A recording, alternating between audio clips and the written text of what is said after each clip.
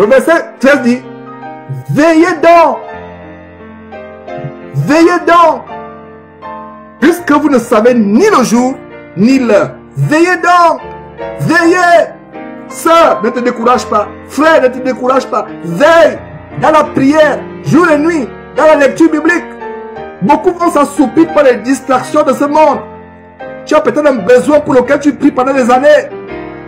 Le besoin n'est pas accompli, tu te décourages, tu t'assoupis, tu ne pries même plus, tu ne loues plus Dieu, tu ne lis plus ta Bible, tu ne communiques plus avec les frères, tu t'assoupis et brusquement, la trompette sonne, l'époux arrive, la porte est fermée, tu vois les autres qui sont en train de s'élever au ciel, tu regardes comme ça, toi-même tu vas sauter pour aller au ciel, tu sens que tu peux pas sauter, tu sautes comme ça pour aller au ciel, tu ne peux pas aller au ciel par tes propres moyens. L'enlèvement, c'est Dieu qui va prendre les gens. Il va envoyer les anges pour rassembler les élus des quatre coins de la terre. Tu ne pourras pas t'envoler, même si tu prends un drone. Ton drone ne va pas t'amener au ciel.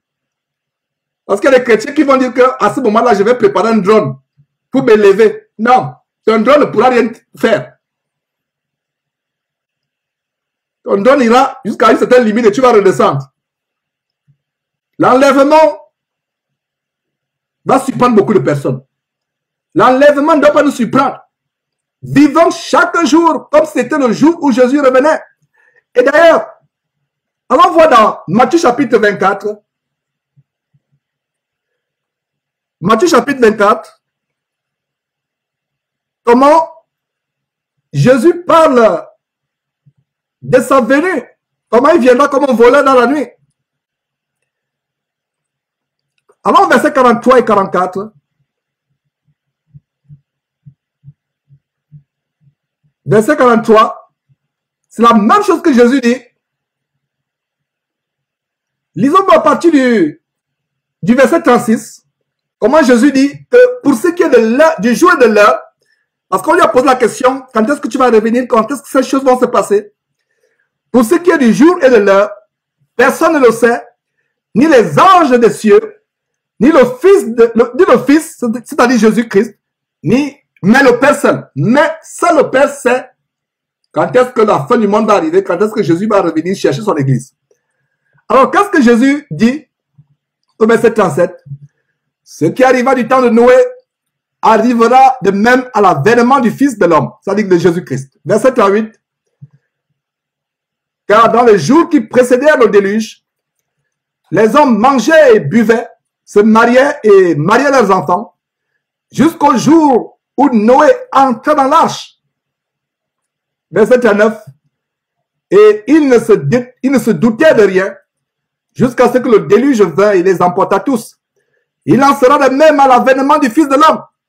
Cette histoire, étrangement, nous rappelle quoi? Nous rappelle l'histoire des 5 vierges folles de Matthieu chapitre 25, comme on vient de lire, n'est-ce pas? Voilà. Il ne s'en doutait de rien jusqu'à ce que le déluge vint et les emporta tous. Or, Noé et sa famille, les 8 hommes qui avaient été sauvés des eaux, sont entrés dans l'arche et attendaient jour après jour le déluge. Verset 40. Alors, de 2 hommes qui seront dans un champ, l'un sera pris et l'autre laissé. De 2 femmes qui moudront à la meule, l'une sera prise et l'autre sera laissée. Même avec votre mari,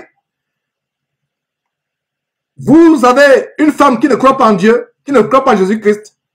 La Bible dit que de votre vivant, cette femme est sanctifiée par toi, chrétien. Mais le jour de l'enlèvement, vous êtes sur le même lit. Toi, chrétien, mari, tu pars, la femme reste. 2 frères, un qui s'amusait avec sa foi et l'autre qui était vraiment intègre dans sa foi, sera enlevé, le frère va rester. Ouais, 2 femmes qui sont en train de travailler dans un atelier d'entreprise, la chrétienne part, l'incroyante reste. Voilà comment ça va se passer. Ce sera terrible ce jour. Verset 42. Veillez donc, puisque vous ne savez pas quel jour votre Seigneur viendra. Veillez. Ça vous rappelle quoi? Ça vous rappelle Matthieu chapitre 25 qu'on vient de lire, au verset 5. à savoir, comme l'époux tardait, les 5 vierges folles s'assoupirent et s'endormirent. Elles n'ont pas veillé. Or, Jésus nous dit quoi? Matthieu chapitre 24, verset 42. Veillez donc, puisque vous ne savez pas quel jour votre Seigneur viendra. Vous ne savez pas. Verset 43. Sachez-le bien, si le maître de la maison savait à quelle veille de la nuit le voleur doit venir, il veillerait et ne laisserait pas percer sa maison. Voilà, pour la première fois dans la Bible, le voleur est utilisé dans un sens positif. Le voleur dans la Bible, dans toute la Bible, le voleur, c'est quelqu'un qui est infâme aux yeux de Dieu. Les voleurs n'hériteront pas le royaume de Dieu. Mais pour la première fois, le Seigneur Jésus prend le mot voleur pour quelque chose de positif. Pour illustrer un grand enseignement, comment devons être prêts. Un voleur ne s'annonce pas. C'est au Gabon à l'époque qui avait une nouvelle catégorie de voleurs que même la Bible ne décrit pas. Ils vous donnent même un ultimatum. Ils disent que dans tel jour, nous viendrons braquer votre maison. Donc préparez-vous déjà, préparez tout, on viendra. Ils vous laissent une note. Ça peut vous faire sourire, mais c'est la réalité. D'autres venaient même, ils cognaient à la porte. Ils cognaient, ils disent, ouvrez, c'est le braquage. Ouvrez, sinon nous on va casser. Ouvrez tranquillement, sinon on va casser. Ça, c'est une nouvelle catégorie de voleurs téméraires, plus courageux, qui ont même dépassé les voleurs de la Bible. Parce que le voleur dont parle la Bible venait à l'improviste, de manière impromptue, de manière inopinée. Et tout vrai voleur va venir de manière inopinée. Donc, voilà comment le voleur vient quand vous ne vous attendez pas. Il vous surprend. C'est comme ça que le Seigneur Jésus va venir. Et il y a 5 versets dans la Bible qui nous montrent comment Jésus viendra comme un voleur. 5 versets. Jésus, lui-même, dans 2 versets, dans les évangiles, notez ces versets. On va les voir pour montrer à quel point cet avertissement est tellement important. Matthieu chapitre 24, 44, qu'on est en train de lire, 43, 44, dans le verset 44 dit, c'est pourquoi vous aussi, tenez-vous prêts, car le Fils de l'homme viendra à l'heure où vous n'y penserez pas. Notez très bien, il viendra à l'heure où vous n'y penserez pas. Conclusion, pensons au retour de Jésus-Christ seconde après seconde. Même quand on va au lit, en dormant. Avant de dormir, disons-nous peut-être que dans mon sommeil, Jésus peut revenir. Et rendez grâce à Dieu. Commencez à demander pardon pour vos péchés avant de dormir. N'allez pas dormir dans la colère. Vous êtes querellé avec votre mari ou votre femme. Votre enfant vous a irrité. Ou un membre de votre famille ou un collègue de travail. Vous allez dormir avec cela. Faites attention. La Bible dit, si tu te mets en colère, ne pêche pas que le soleil ne se couche pas sur ta colère. Il est dangereux d'aller dormir étant dans la colère. Il est dangereux d'aller dormir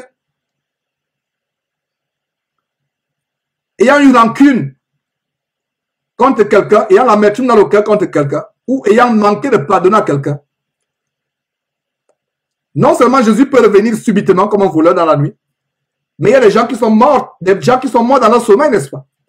Alors, le verset 24, plutôt le verset 44 du chapitre 24 de Matthieu nous dit, soyez prêts, tenez-vous prêts, car le Fils de l'homme viendra à l'heure où vous n'y penserez pas. Les vierges folles, ne pensez pas au retour de Jésus-Christ seconde après seconde. Les vrais chrétiens, les chrétiens sages, doivent penser au retour de Jésus-Christ seconde après seconde, afin de ne pas être surpris par ce que le verset 44 est en train de dire. Nous ne sommes pas surpris par le retour de Jésus-Christ. Si nous vivons chaque jour comme si c'était le jour où le Seigneur Jésus-Christ revenait, si nous vivons chaque minute, chaque seconde, comme si c'était la seconde ou la minute où Jésus revenait, nous ne serons pas surpris. Ceux qui seront surpris, c'est les chrétiens qui pourtant ont décidé de vivre dans la sanctification, qui pourtant ont décidé de vivre dans la propreté spirituelle, la pureté spirituelle, mais parce qu'ils sont distraits, parce qu'ils sont assoupis dans leur marche chrétienne, parce qu'ils sont découragés, vont rater l'enlèvement. Donc, Jésus, à 4 reprises, mentionne qu'il va venir comme un voleur dans la nuit. À 4 reprises, Jésus. Matthieu chapitre, notez s'il vous plaît, les 4 fois où Jésus lui-même mentionne, 2 fois étant sur terre et 2 fois depuis le ciel. Ça vous montre que c'est tellement important. 2 fois étant sur terre, Matthieu chapitre 24, verset 43, qu'on vient de lire. Luc chapitre 12, verset 39. Jésus mentionne encore qu'il viendra comme un voleur dans la nuit. Ça, c'est les 2 fois où Jésus, les 2 fois au moins où Jésus mentionne cela sur terre. Et même étant au ciel, il parle à Jean. En Apocalypse chapitre 3, verset 3, il dit qu'il viendra comme un voleur. Apocalypse chapitre 16, verset 15, il dit qu'il viendra comme un voleur. Et 2 grands apôtres de Jésus-Christ, l'apôtre Pierre et l'apôtre Paul, eux-mêmes rappellent ce que Jésus a dit. 1 Thessaloniciens chapitre 5, verset 2, 2 Pierre chapitre 3, verset 10, mentionne. Donc nous avons 5 versets où Jésus dit qu'il viendra comme un voleur. Vous pensez que c'est par hasard? 5 fois dans la Bible. 5 fois dans la Bible. Jésus lui-même mentionne ça 2 fois pendant qu'il est sur terre. Il va au ciel, il mentionne encore ça 2 fois depuis le ciel en parlant à Jean. 4 fois lui-même. Et ses disciples mentionnent ça 2 fois. Mes frères, c'est important. 6 fois au total, pas 5 fois. 6 fois au total. Lui-même, il mentionne 2 fois sur terre, 2 fois quand il est au ciel, 4 fois. 2 grands disciples du Seigneur Jésus-Christ, l'apôtre Pierre, l'apôtre Paul, mentionnent chacun une fois. C'est pas là où on va terminer. Voyons comment Luc, Jésus, dit encore cela à Luc. Luc chapitre 12, verset 39. Luc chapitre 12, verset 39. Et Jésus prend la parabole. Plutôt, il enseigne comment heureux sont les serviteurs que le maître à son arrivée trouvera veillant. Toujours veiller. Voilà ce que les chrétiens dans cette fin de temps doivent faire. Veiller. Ne soyons pas distraits par les choses du monde. Ne soyons pas distraits par les projets d'avenir.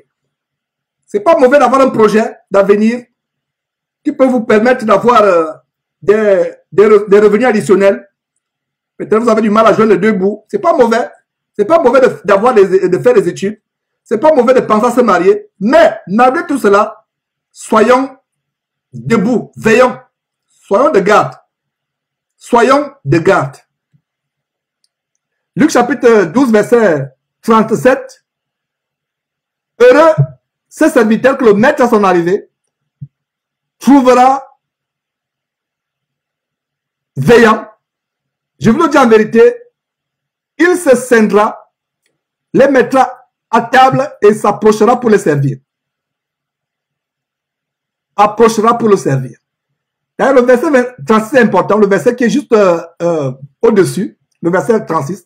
Et vous, soyez semblables à des hommes qui attendent que leur maître revienne de noces. En Matthieu chapitre 25, il s'agissait des vierges qui attendaient que leur époux, leur fiancé revienne de noces. Ici, il s'agit des hommes qui attendent que leur maître revienne de noces afin de lui ouvrir dès qu'il arrivera et frappera. Malheur à celui qui sera endormi ou assoupi spirituellement quand le maître reviendra. Voyez, verset 37, heureux ce serviteur, heureux, il n'est pas dit malheureux, mais heureux ce serviteur que le maître à son arrivée trouvera veillant. Je vous le dis en vérité, il, le maître, se scindra, les fera mettre à table et s'approchera pour les servir. Mes frères et sœurs que j'aime bien dans le Seigneur, quel bonheur de savoir qu'un jour, nous pourrons être au ciel, à table avec Jésus-Christ, en train d'être servi par le Seigneur Jésus-Christ aux noces de l'agneau, dont le livre d'Apocalypse parle si brillamment. Verset 38, qu'il arrive à la deuxième heure, qu'il arrive à la deuxième ou à la troisième veille, heureux ses serviteurs s'ils les trouvent veillants. Ça veut dire que peu importe l'heure, que ce soit la deuxième veille, que ce soit la troisième veille, que ce soit la quatrième heure, que ce soit la cinquième heure, il doit nous trouver veillants. Veillants. Verset 39, qui nous montre la deuxième mention de comment Jésus viendra comme un voleur. C'est lui-même qui parle de Jésus. Sachez-le bien, si le maître de la maison savait à quelle heure le voleur doit venir, il veillerait et ne laissera pas percer sa maison. Deuxième fois, mes frères et sœurs, si vous lisez quelque chose deux fois dans la Bible, c'est tellement important aux yeux de Dieu. C'est pour ça que quand Jésus disait en vérité, il prononçait la vérité deux fois. C'est que ne vous amusez pas avec cela. Quand Jésus dit qu'il reviendra comme un voleur deux fois, ne nous amusons pas avec cela. Matthieu chapitre 24, verset 36, plutôt verset 43, il dit qu'il viendra comme un voleur. Luc chapitre 12, verset 39, il dit qu'il viendra comme un voleur deux fois. Ne nous amusons pas avec cet avertissement, cette mise en garde. Et là, Jésus parlait étant sur terre, même étant au ciel, depuis le ciel, il parle toujours. Apocalypse chapitre 3, verset 3. Lisons à partir du verset 2 d'ailleurs. Qu'est-ce que le Seigneur Jésus dit à Jean pour écrire à l'église? Vous et moi, nous sommes l'église aujourd'hui. Qu'est-ce que Jésus dit à Jean? D'écrire à l'église. Verset 2. Voilà le message à l'église. Sois vigilant et affermis le reste qui est près de mourir. Car je n'ai pas trouvé tes œuvres parfaites devant mon Dieu. Affermis. Voilà le travail que nous faisons derrière Jésus-Christ TV. Affermis le peuple qui est près de mourir. Mourir ici, c'est l'assoupissement, l'endormissement dont parle l'histoire des vierges folles dans Matthieu chapitre 25, verset 5. L'endormissement. Sois vigilant. Toi-même, sois vigilant. Même Georges, moi qui vous parle, moi-même, je dois être vigilant. Et en même temps que je suis vigilant, je dois affermir. La Bible dit, sois vigilant et affermis le reste qui est près de mourir. Donc, je suis pur du sang de quiconque écoute cet enseignement. Nous vous affermissons, nous vous secouons, nous vous encourageons, nous vous motivons. Si tu es près de mourir, mourir ici, c'est que tu es au bord de l'assoupissement, tu es au bord de l'endormissement spirituel. Tellement tu es emporté par les problèmes, les difficultés que tu as. Le Seigneur sait que tu as des problèmes, il sait que tu as des difficultés. Continue à lui mettre, continue à lui faire confiance, continue à mettre ta confiance en lui. Continue à croire en lui. Affermis le reste qui est près de mourir, car je n'ai pas trouvé tes œuvres parfaites devant mon Dieu. Verset 3. Rappelle-toi donc comment tu as reçu et entendu, et garde et repens-toi. Le verset 3 continue en disant, si tu ne veilles pas, je viendrai comme un voleur, et tu ne sauras pas à quelle heure je viendrai sur toi. Voilà. Veille, veille, veille, veille. Ma soeur veille, mon frère veille, veille, veille, veille. Toujours veiller. Je viendrai comme un voleur, même depuis le ciel. Est-ce que vous imaginez à quel point c'est important comment le Seigneur Jésus viendra comme un voleur? Deux fois sur terre au moins. Selon les récits que nous avons. Matthieu chapitre 24, Luc chapitre 12. Deux fois Jésus avertit qu'il reviendra comme un voleur. Même depuis le ciel, il dit encore, verset 3, Apocalypse chapitre 3. Si tu ne veilles pas, je viendrai comme un voleur. Et tu ne sauras pas à quelle heure je viendrai sur toi. Apocalypse chapitre 16, verset 15. Le Seigneur Jésus revient encore. Verset 15. Voici, je viens comme un voleur. Heureux celui qui veille et qui garde ses vêtements, afin qu'il ne marche pas nu et qu'on ne voit pas sa honte. Voici, je viens comme un voleur. Ah! Quatrième fois, je viens comme un voleur. Heureux celui qui fait quoi? Qui dort? C'est ce que vous lisez. Si tu as cette Bible, déchire-la immédiatement pendant que tu as que de suivre cet enseignement et rapproche-toi de ton voisin pour lire sa Bible. Si tu as une Bible qui dit heureux celui qui dort ou qui s'assoupit. Non! Celui qui s'assoupit est malheureux. Parce que c'est la folie. Tu t'assoupis alors que c'est au moment où tu décourages. Tu as vécu 5 ans de pureté, de chasteté, de sanctification, 10 ans. Et c'est un jour après que tu décourages. Et c'est le jour là où Jésus revient. Est-ce que vous comprenez ce que je viens de dire? Pendant 10 ans, 20 ans, tu vis dans la sanctification, la chasteté. Après 20 ans, tu décourages. Et c'est le jour suivant que la trompette sonne. Et c'est le jour où tu t'es assoupi, tu t'es découragé que Jésus vient et tu rates malgré les 20 ans. Voilà ce qu'est la folie des 5 vierges folles.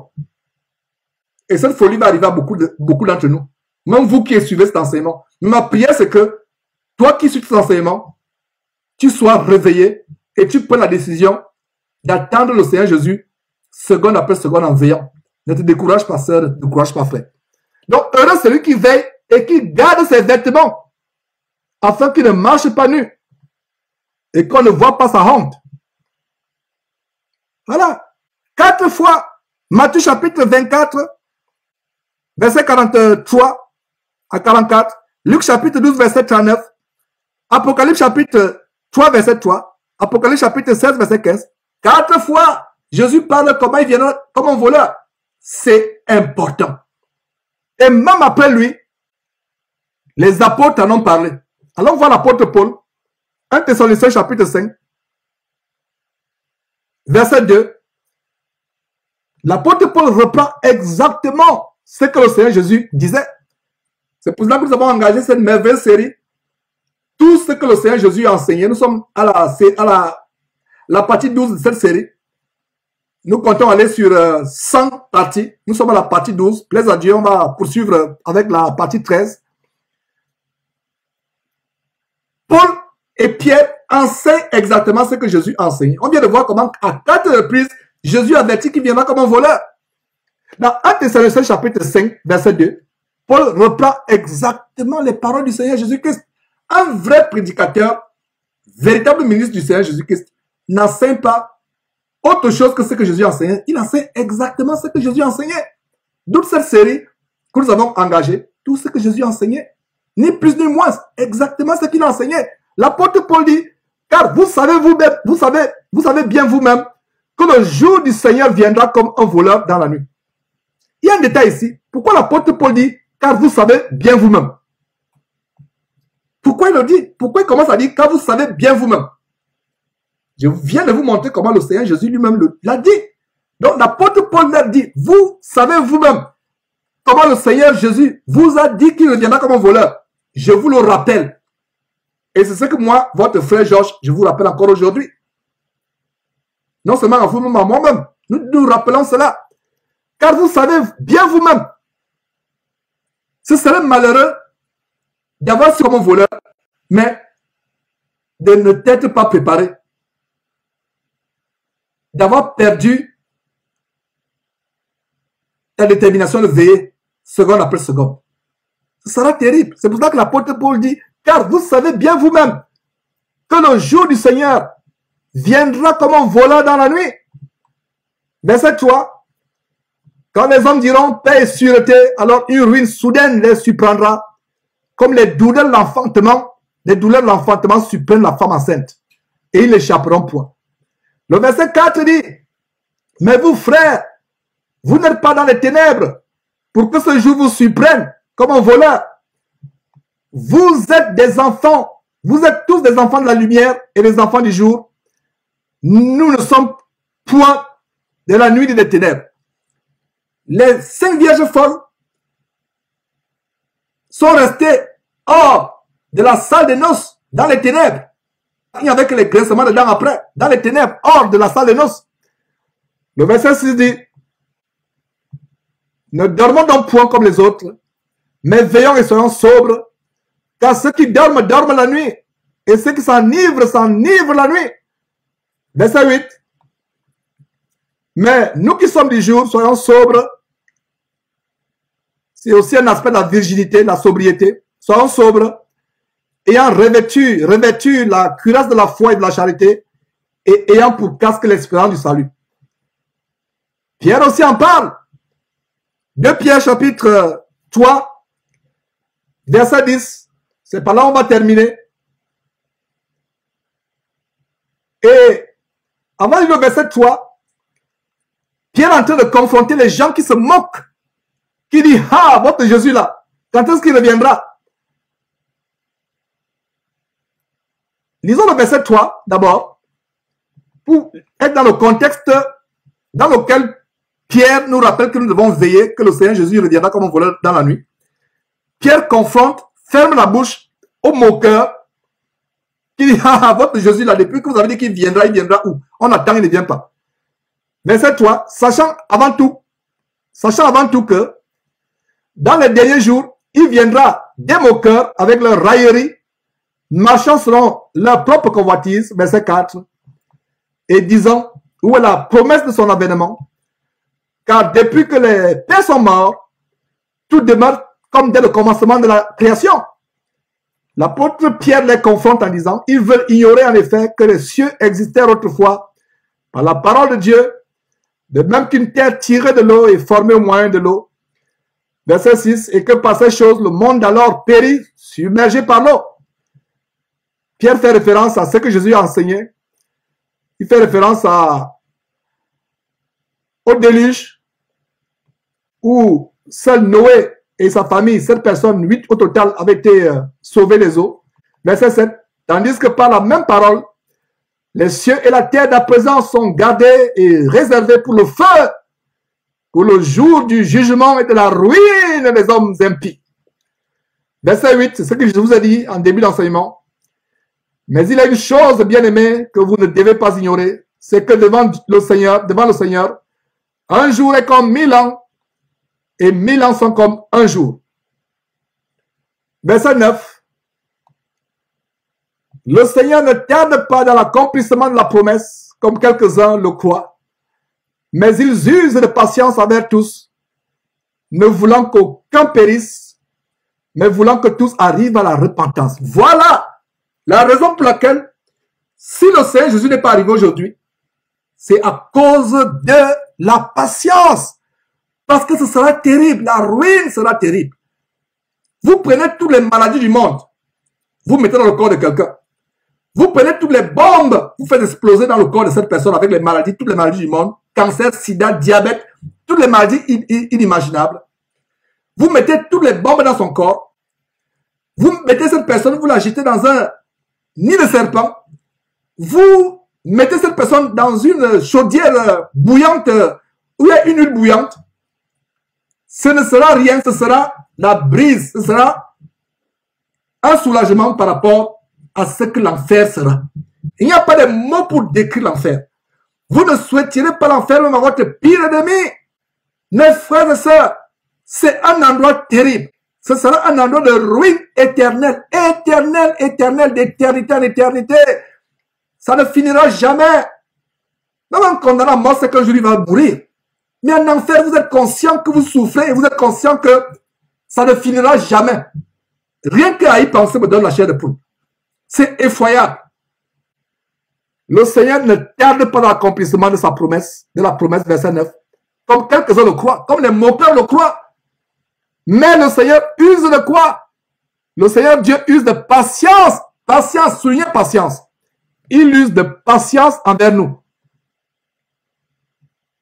Ne voulant pas qu'aucun périsse, mais voulant que tous les hommes arrivent à la repentance. Il ne veut qu'aucun périsse. Verset 10. Regardez comment Pierre rappelle comme Paul ce que le Seigneur Jésus a dit à 4 reprises. Le jour du Seigneur viendra comme un voleur. En ce jour-là, les cieux passeront avec fracas. Les éléments embrasés se dissoudront et la terre avec les œuvres qu'elle renferme sera consumée. Mes frères, voilà donc comment, à 6 reprises, la Bible nous rappelle que le Seigneur Jésus reviendra comme un voleur. Jésus lui-même 4 fois, 2 fois quand il était sur terre, 2 fois depuis le ciel. Ses apôtres le répètent 2 fois, 6 fois. C'est un avertissement sérieux. Cet avertissement est le plus sérieux de la Bible. Parce que je n'ai pas souvenance, à moins que vous me le montriez, je n'ai pas souvenance d'un avertissement dans la Bible qui est mentionné autant de fois. Cet avertissement est sérieux, très sérieux, 6 fois. Peut-être vous avez lu cet avertissement par le passé, mais plaise à Dieu, cet enseignement vous montre l'extrême gravité de la sériosité, je ne sais pas si ça se dit, de cet avertissement. C'est un plaisir de vous affermir, de vous rappeler ces choses. Nous devons connaître la vérité qui nous a franchis. Mon frère, ma soeur, ne te décourage pas. Relève-toi. Relève-toi, toi qui dors. Relève-toi dans que les morts et Christ t'éclairera. Réveille-toi. Passe sur ton visage l'eau glacée de la parole de Dieu pour te réveiller. Verse sur ton corps le seau d'eau glacée de la parole de Dieu pour te réveiller. Réveille-toi. Réveille-toi, mets-toi debout, veille, vis chaque seconde comme si c'était le retour de notre Seigneur et Sauveur Jésus-Christ. Que Dieu vous bénisse abondamment.